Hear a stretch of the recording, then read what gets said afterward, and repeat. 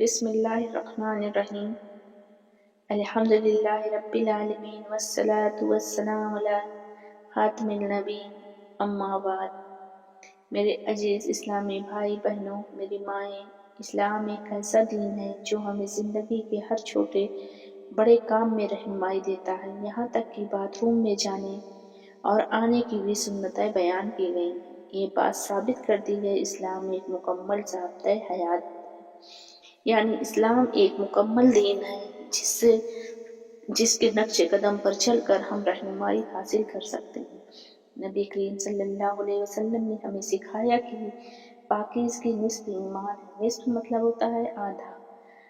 اور bath room کا تعلق پاکیزگی سے ہے، اس لیے اسلام نے اس کے آداب و سنتوں کو بہت اہمیت دی ہے۔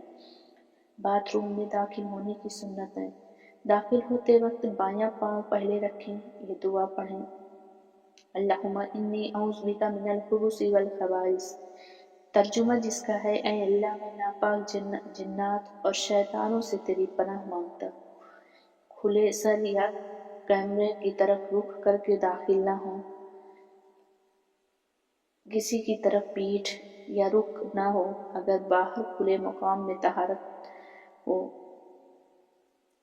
باتھ روم میں کے اندر ممنوع چیزیں جیسے اللہ کا نام نہ لینا، اونچی آواز میں بات نہ کرنا، قبلہ شریف کی طرف منہ یا پیٹھ نہ کرنا، کھڑے ہو کر پیشاب سے بچنا، مجبوری ہو تو اجازت ہے، پانی کے اصراف نہ کرنا، دیواروں پر لکھائی یا کھیل تماشا نہ کرنا، کپڑے بہت زیادہ نہ کھولنا، دائیں ہاتھ سے صفائی نہ کرنا، صفائی ہمیشہ بائیں ہاتھ سے ہو۔ طہارت کے کچھ مسنون طریقے ہیں: پیشاب کے چھینٹوں سے بہت احتیاط، استنجا کے بعد ہاتھ اچھی طرح دھونا، اچھی طرح کی پاکی کا یقین ہونے کے بعد ہی کھڑے ہونا، جو چھینٹے سے نہ بچا اس کی نماز بھی خطرے میں پڑ گئی۔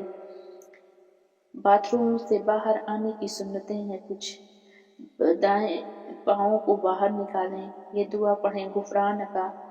ترجمہ ہے: اے اللہ، میں تیری بخشش چاہتا ہوں۔